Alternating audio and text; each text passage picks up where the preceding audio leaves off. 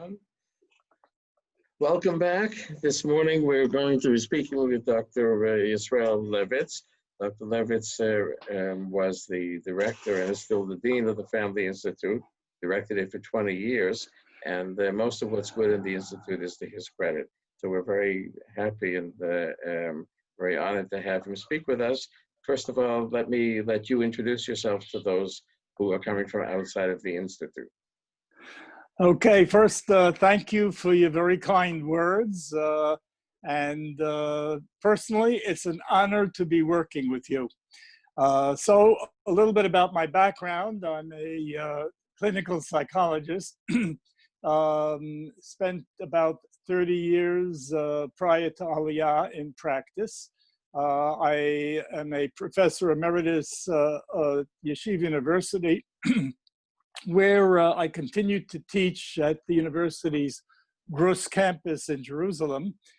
And as you said, I was very privileged when I made Aliyah to be able to establish the Family Institute.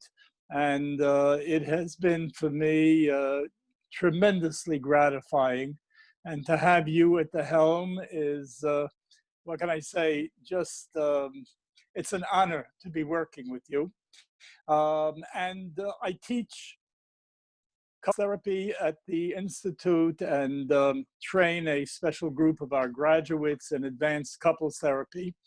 I'm a member of the American Board of Family Psychology in the States and am board certified in marriage and family therapy, as well as being a fellow of the Academy of Psychologists in Marriage, Sex, and Family Therapy. That's it in brief. Okay, so here we are in the middle of this corona crisis, and what we want to do today is to think out loud about the effect of the crisis itself and the way it's being handled here in Israel on couples. Well, there's a lot to say on that, and thank you for inviting me. Thank you for inviting me to discuss it with you. You know, we don't have any research as yet on the effect of the coronavirus on couples and families. We're right in the midst of it at the moment. So we can only draw from previous research. And we do have some research coming out of China, if it's to be believed. And apparently, the Chinese are claiming that there's a tremendous upsurge in divorces as a result of the lockdowns in China. Chinese families are living in very tight quarters as a rule, and there's an increase in divorce. Now, that correlates very well with some of the research done on previous natural disasters. A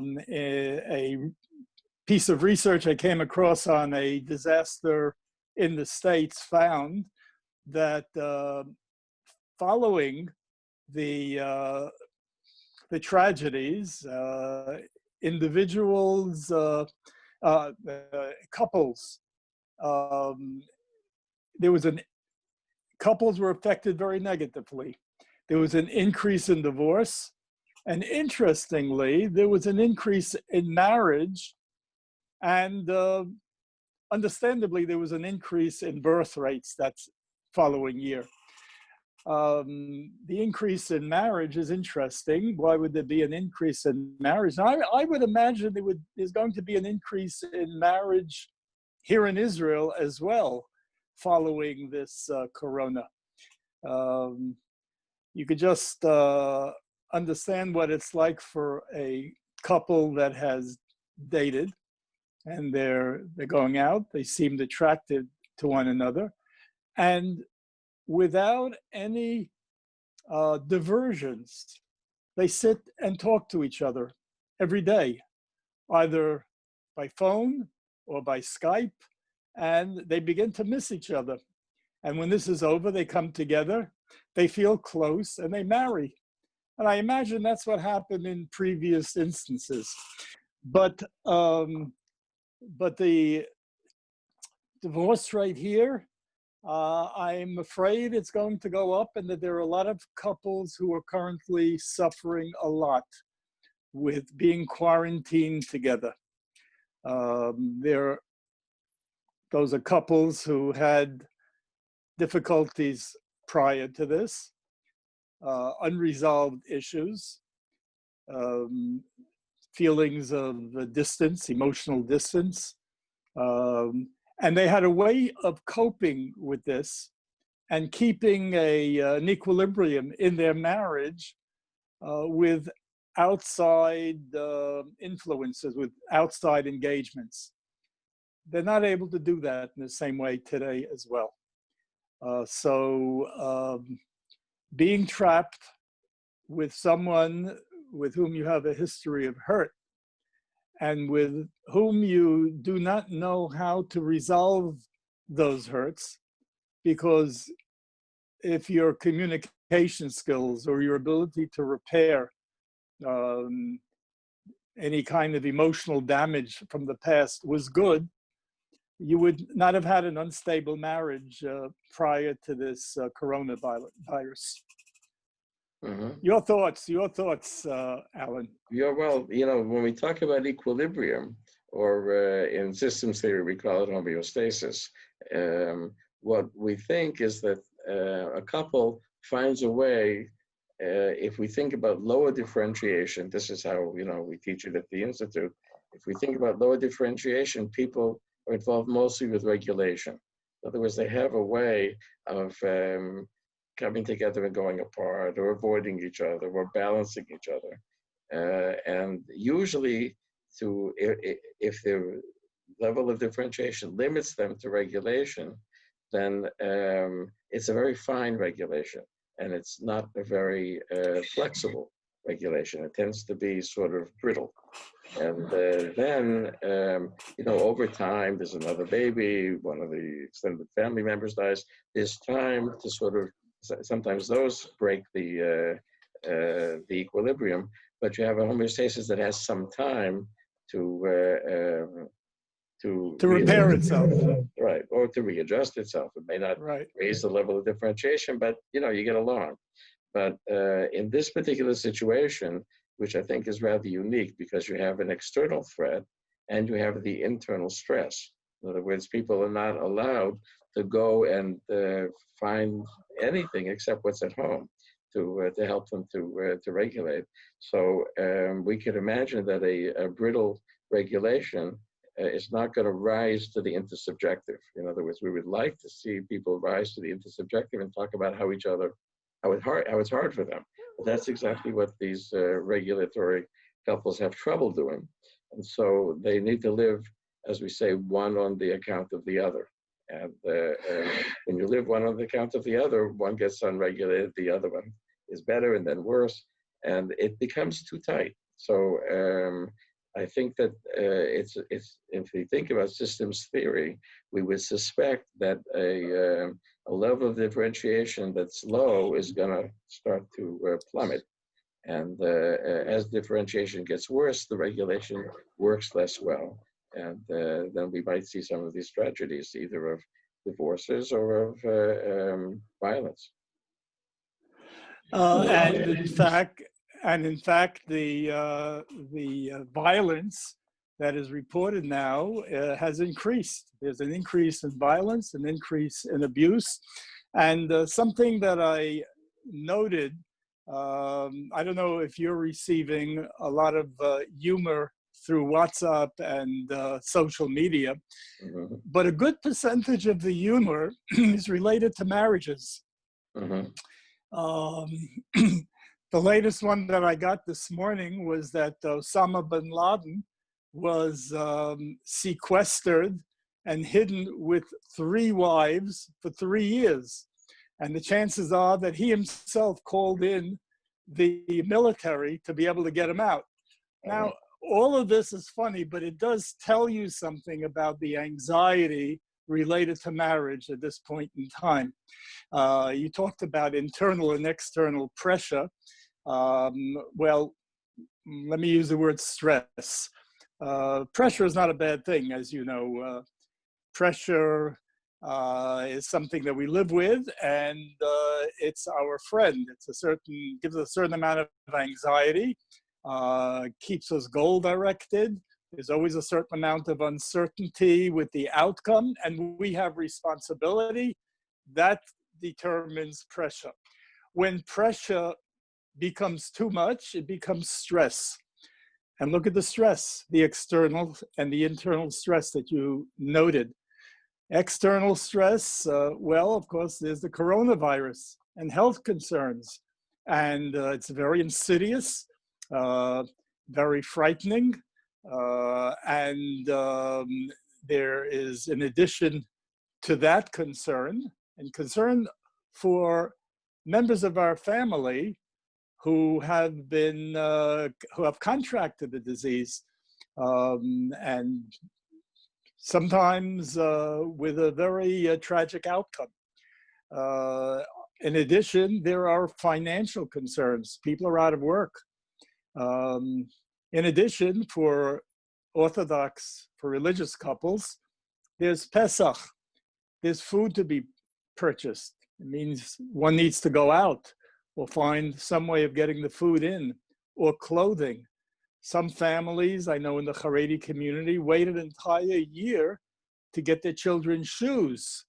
So before Pesach, it's a real pressure to be able to clothe your children.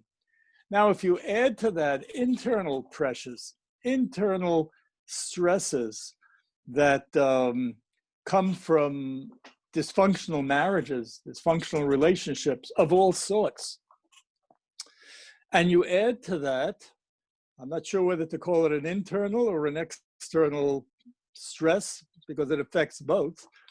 There are women who are concerned about going to mikveh, understandably.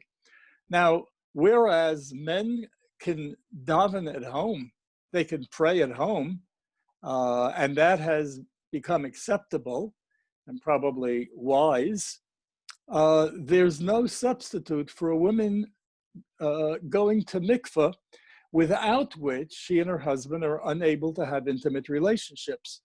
So I don't know what's happening out there, but I do know that it is a problem and a concern and an anxiety. And when you put this all together and you have an unstable marriage where problem solving is not one of their skill sets, where there are problems likely in the way they feel attached to one another, where there's a high degree of criticism and defensiveness and contempt, you don't have a good situation. Right. And these are some of our concerns. Right. And those are some of the things that have shown up in research. And as you say, we want to sort of think out loud about what we might find when we were able to put together the research in our communities. We might talk a bit about intimate relations, because a lot of times in a brittle relationship in a couple, one of the places where things are re-regulated is in intimate relations. Sometimes, even when nothing else works, something about that works, partly because it can be handled purely regulatory. In other words, intimate relations can be just about what's happening in each of their bodies, and they feel better.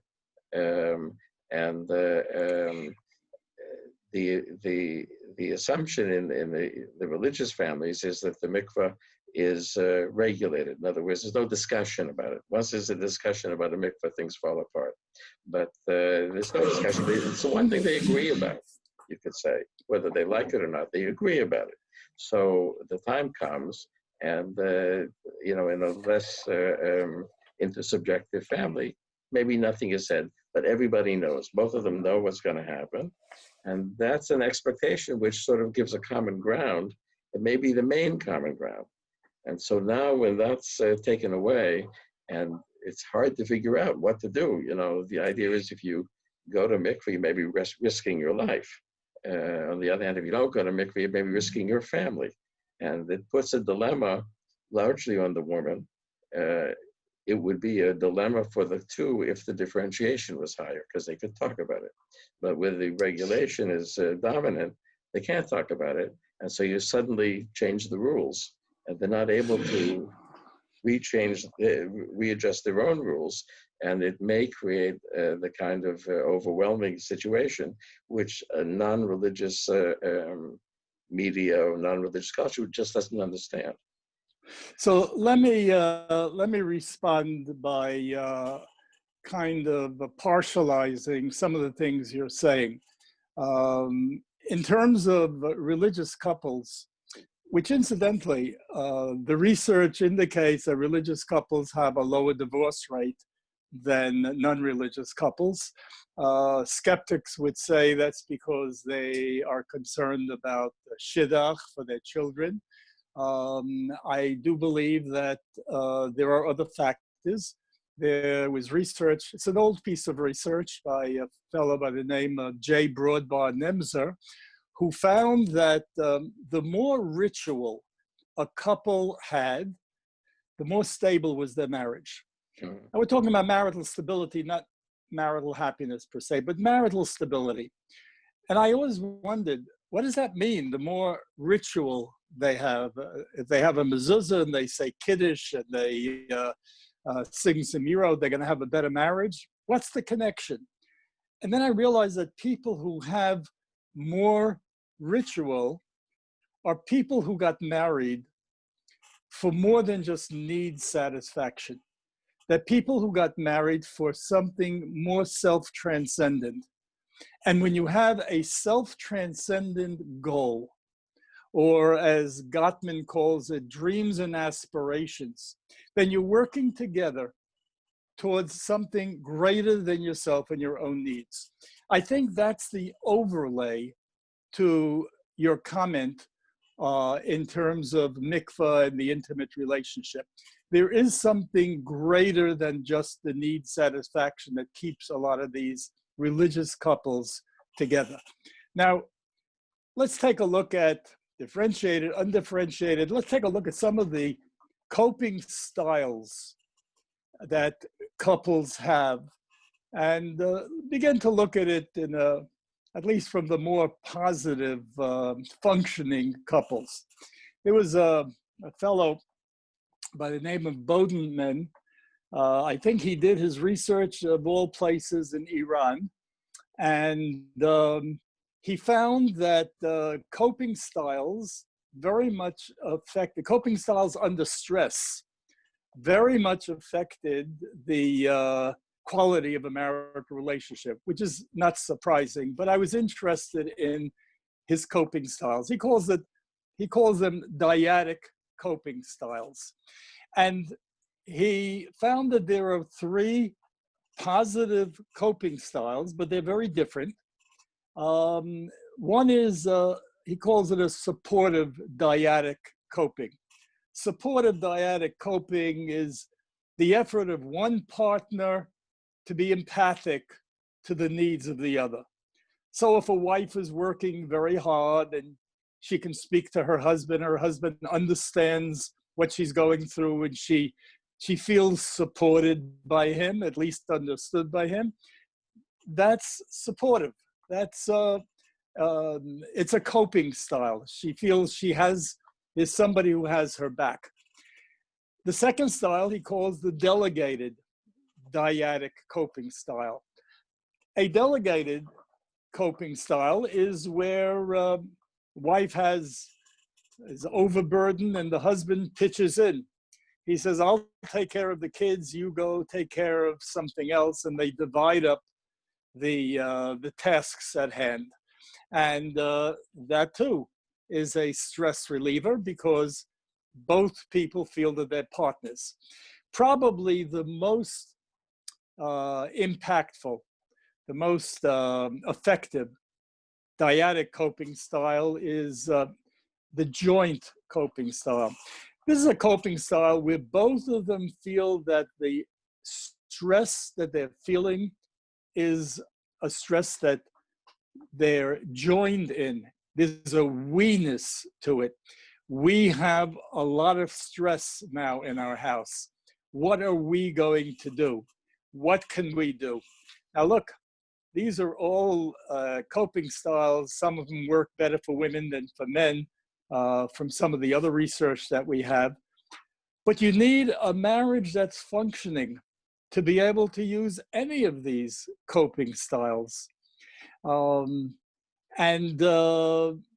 you talk about the intimate relationship and the impact of the quality of the relationship on the intimate relationship, you'd be very surprised, as I was over the years, to find that some marital styles, not coping styles, marital styles, before this stress, without stress, just the way they interact.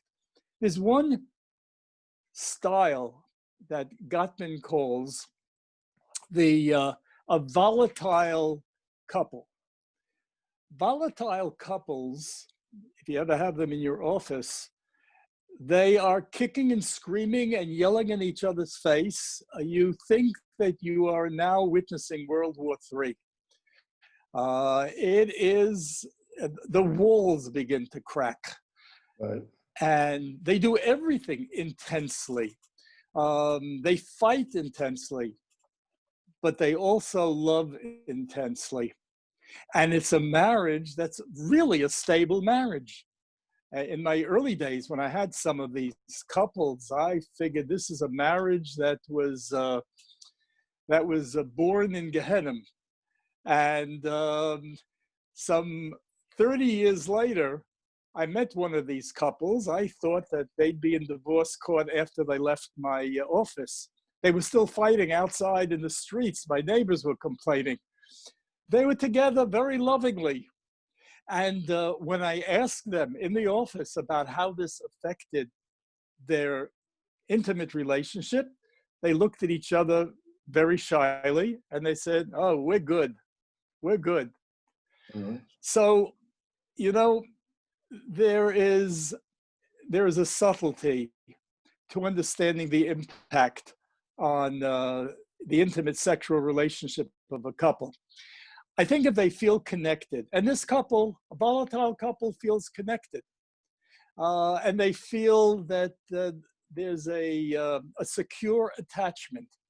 This is just their style of discussing things. To some degree, it may be the influence of some cultures. To a greater degree, it's probably the influence of family of origin. And this is the way they disagree and the way they talk.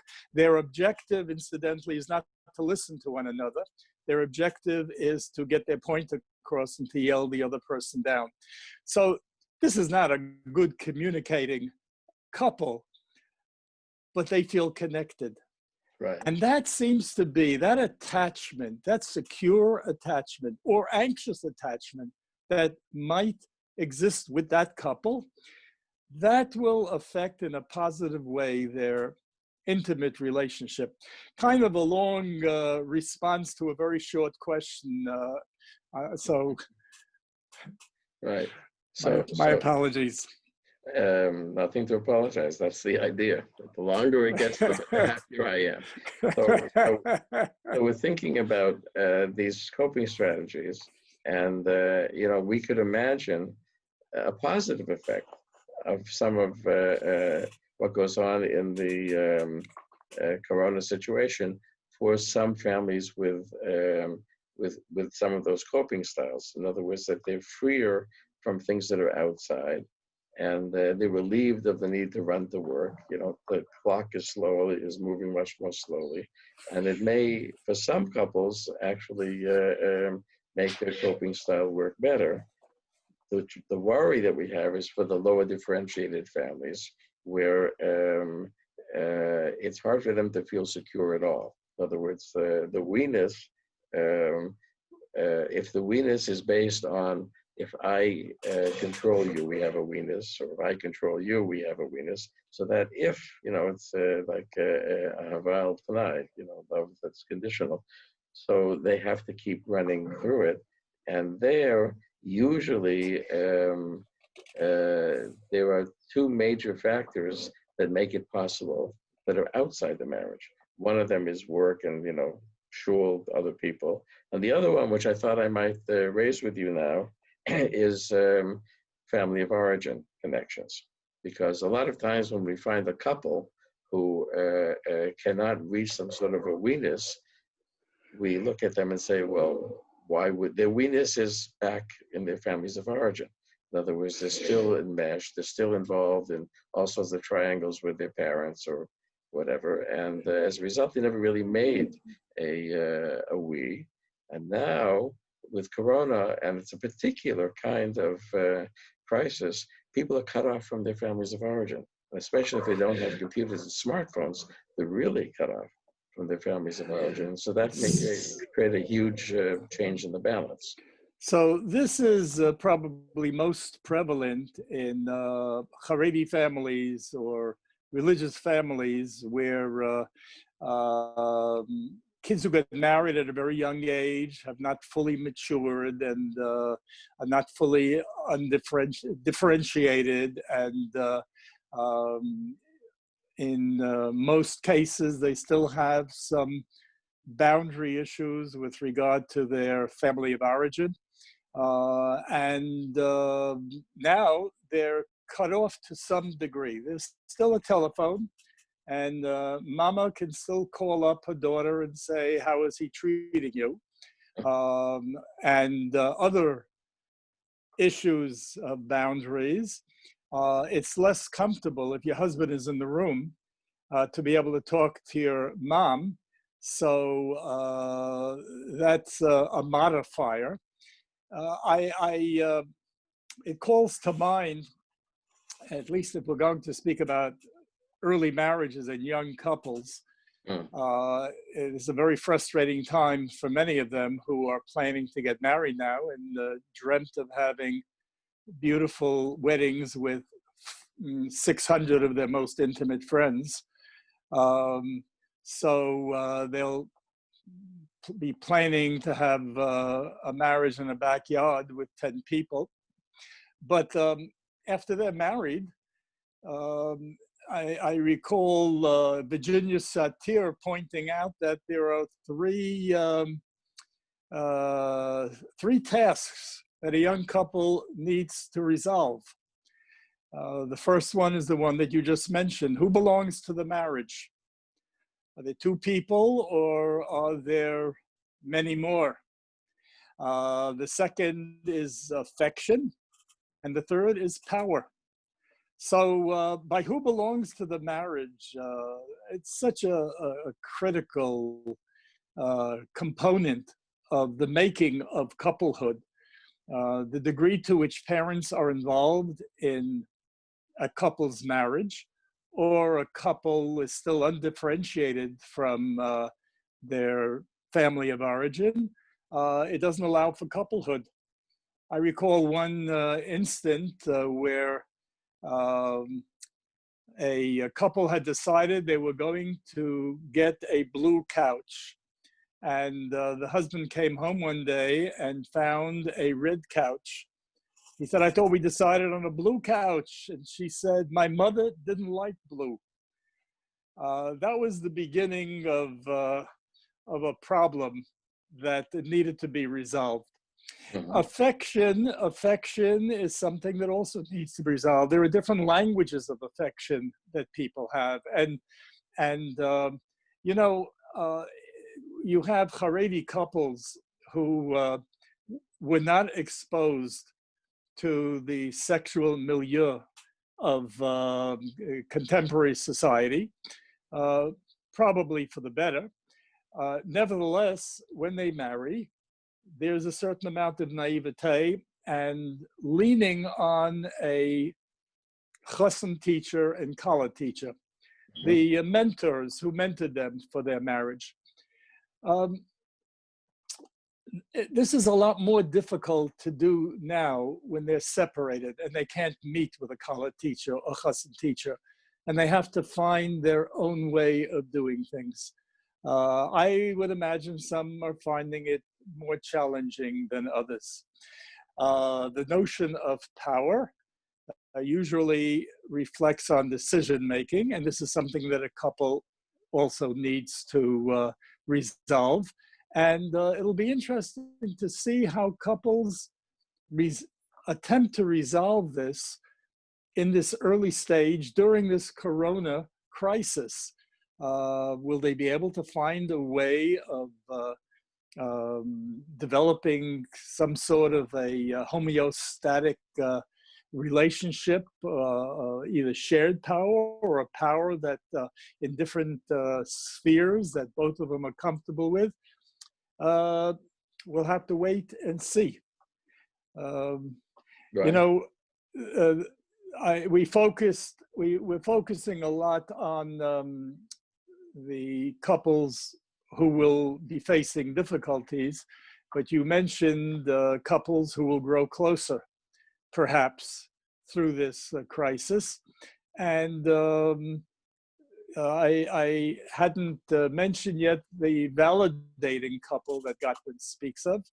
And that's a good percentage of the couples, thank God, that exist, that don't come to us for marital help. Nobody has ever showed up in my office just to report that they're very happily married. So, but they're out there, and they are in the majority, believe it or not. And they're couples who enjoy seeing one another and being with one another. I talked to a couple the other day on the phone, and I asked how they're doing, and the husband said, "Great, we're together on an island alone. It's wonderful. We never have an opportunity like this." Well, that's a very stable, loving, attached, healthy couple. And in fact, they are able to make decisions about their family, which was very impressive. They organize, they have a number of children. They organize together, camp for the kids in the house with all kinds of camp activities. They organize the house itself into different spaces. There's study space and there's fun space. They organize time so that there is relaxation time, and daddy or mommy is not working all the time. And they even have exercise time, which in their limited space is jumping in place and doing push-ups. Children need exercise, among other things. And it was wonderful to hear the way this couple has organized their life.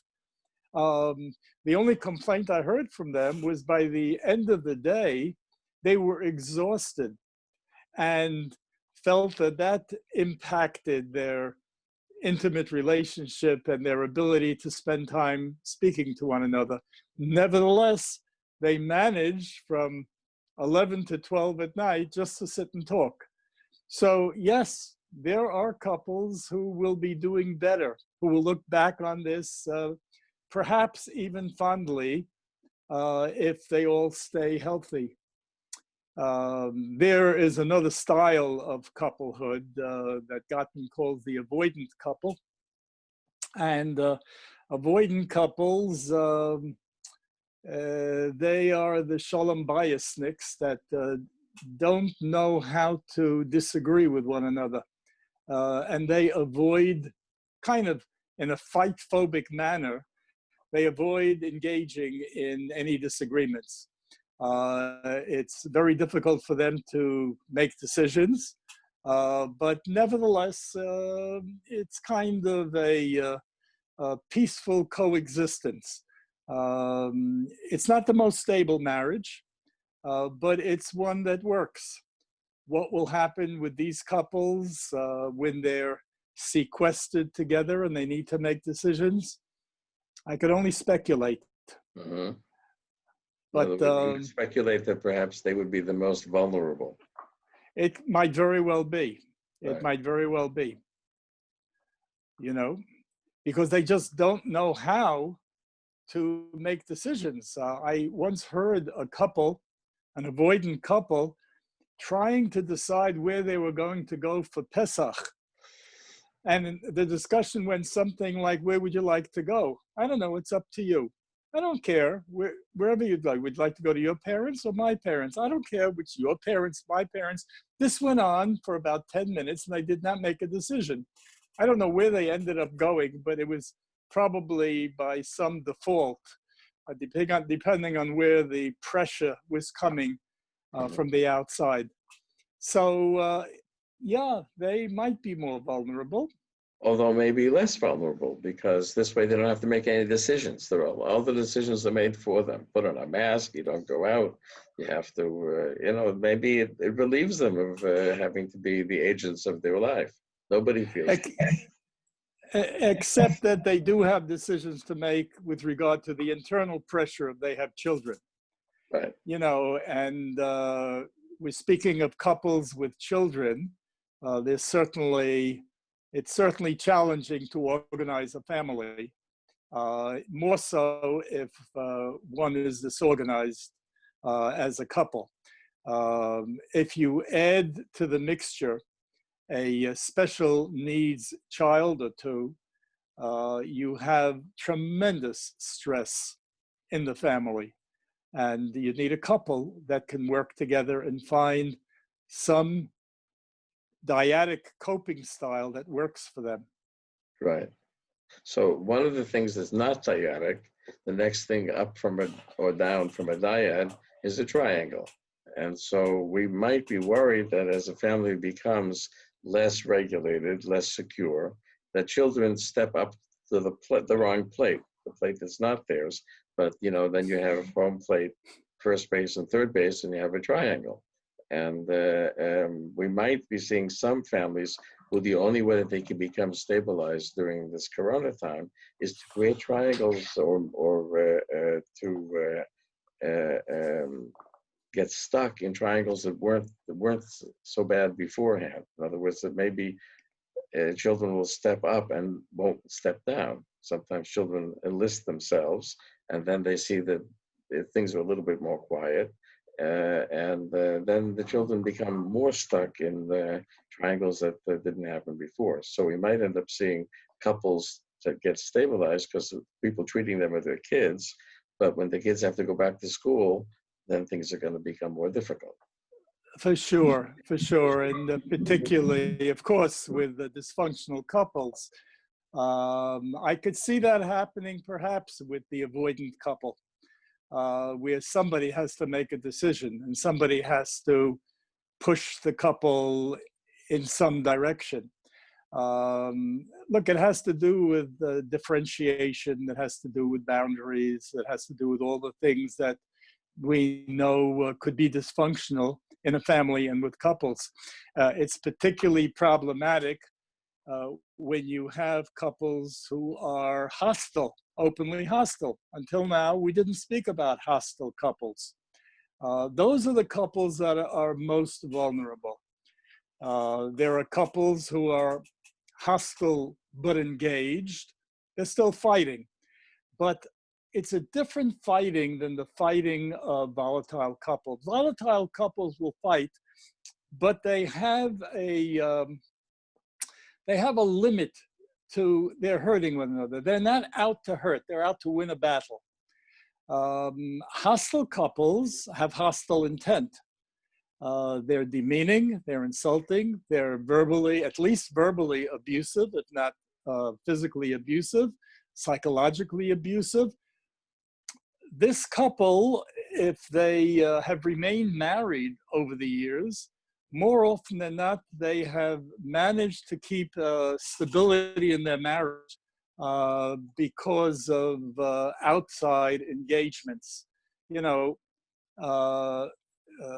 not getting very much life satisfaction from their marriage, and they need to get it from the outside. And they do that, and if each is able to do that, they're able to maintain the marriage. When that's cut off, that marriage is very fragile. Right. And you also have hostile marriages where they're detached. Each one is in their own space. And they're past arguing already. I once walked into a home. They were just prior to getting divorced. They were friends. It wasn't clients of mine. I didn't know that they had marital problems until when I walked in, I noticed that the husband was watching 2 football games on 2 different television sets. With 2 different so that bottles of beer? 2, I don't recall that, but I remember when his wife came in and said something to him that he says, "Can't you see I'm watching?" And right then and there, I realized there is a problem here. Sure enough, within a few months, they were divorced. So hostile, detached couples, I think they're really in danger of splitting unless there's some other factors that force them to stay together. In the religious community, it might be, in fact, concern for shidduch, for their children. But otherwise, the pain may just be too great. The ratio of negative to positive could be overwhelming. Right. Well, when we think about hostile relationships, I think we have to recognize that if you look at broader society, at least in the West, we don't know how it was done in China, but if you look at Israeli society and media, if you look at American society and media, perhaps there are countries that are not so quite this way, but certainly in our recognizable circumstances, an awful lot of hostility. In other words, the way that the corona makes people mad, and they have to get mad at somebody. And so some people are mad at the Haredim, and some people are mad at the government, and some people are mad at I don't know who. In America, everybody's mad at everybody. And look, Alan, imagine a world where there was nobody to be mad at and everything was perfect. It would be terrible. Right. For most of us, right? Maybe a here and there where that would fit in, but for most of us, it would be terrible. We have to remember, some of us read this terrible story talking about volatility in Daf Yomi just a day or 2 ago about the persimmon oil that is volatile. And this mother-in-law who hated her daughter-in-law gave her persimmon perfume, had her put it on, and they said, "Would you mind lighting the candle?" And she went up in smoke. So some of these families, in some danger of, using the wrong kind of oil and going up in smoke. In other words, becoming violent in a serious way. Which reminds me that there are families, multi-generational families who live together, right? Particularly immigrant families. And we had a case many years ago where it was a Russian family, and the husband's mother was living with them, and she used to yell at her son, "I want you to divorce her. I want you to divorce her." Right. Well, there certainly is a. If she'd done Daf Yomi, it would have been worse. That's absolutely correct. So yeah. Right. So. There's another factor. I just want to bring it up. There are several couples, professionals who speak of the basic needs in marriage. That there is a need, in addition to Sue Johnson, who speaks of attachment, and there's something very compelling about her theoretical work, for sure. But there's also a need for certainty and uncertainty. Now, when you look at systems, every system needs to be fed from the outside, whether it's the motor of my car that needs the gas, or whether it's my family that needs some outside oxygen. But couples need certainty. They need to feel safe and secure with one another. At the same time, they need variety and new stimuli and adventure and change and the unknown. That's going to be diminished. That's being diminished with today's quarantine. Couples who are stable and happy, they've created a climate of appreciation and a sense that each of them is significant to the other. They have a feeling of being valued and important and needed. For those couples who don't give that to one another and don't have that climate that Gottman called the positive sentiment override, or the climate of positive sentiment, they usually get it from the outside in order to be able to maintain their marriage. That's missing now for many of them. They may be able to get it from friends on the phone, but it's not the same as belonging to a club or belonging to a daf yomi or a minyan, or even going to shul and speaking to your friends after shul, and I hope it's after shul, and connecting that way. So those are some of the needs in marriage. There's a need. All of us have to have a need for a sense of contributing and making a positive difference in the lives of others. And if you're married, you want to know that you are making a positive difference in the life of your spouse. If you don't have it, then we go to the outside and we make a positive difference on the outside. If the outside is cut off, well, that could become a deficit that could also become problematic. I know that we're focusing on a lot of the negative because I know that my personal concern is for what's to come with marriages and families in a country that very much values marriage and family. Israel is a country that even though there is a relatively low birth rate in some segments of the Israeli society, generally speaking, marriage is more valued than in many other countries in the Western world, and so is family. And I'm concerned about what will happen afterwards. But at the same time, couples, we can be optimistic and hope that couples can find their adventure and their new stimuli with their mate. They can find a sense of significance and appreciation from their mate, that there could be a growth process. I know that there are couples who now have time to sit and study and learn together. I think the big hero for couples who have YouTube and have Zoom and can see members of their family and friends. Zoom and social media, which was a villain and not too long ago, is today a hero. Right. For families who don't have it, they find other ways to develop these needs, to have these needs met internally. Mm-hmm. So tell me, that brings us to the segue where we can start to think about interventions. In other words, what's our role as couples therapists, family therapists, and how do we help the higher differentiated families, and how do we hopefully prevent some of the disasters in the lower differentiated families? Should we continue now, or do you want to take a break and make that a separate video? So let's make that a separate video. Okay.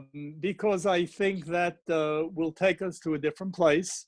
I think that therapists who are now working on the phone and by Skype and by Zoom, from what I've learned from couples that I've spoken to, and it makes ultimate sense, is that couples are continuing their coping styles and their marital styles pretty much the way they did pre-corona. However, there will be couples who we will be speaking to who are in crisis, and that may need a different kind of intervention, something between a marital intake and a marital intervention and crisis intervention. Mhm. And I think that's a topic unto itself. And Okay, I think we've covered a vast amount of information. very good. I think so too. So thank you very much. And we're going to sign off here, and then you and I will discuss when we're going to sign back on. Okay, great. Listen, have a Chag Kasher v'Sameach. You too. Wait a second.